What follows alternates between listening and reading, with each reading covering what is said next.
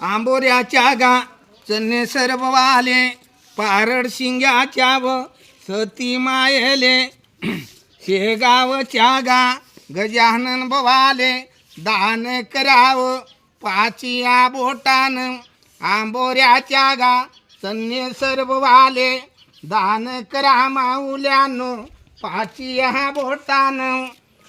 कोणाचं नाव आहे?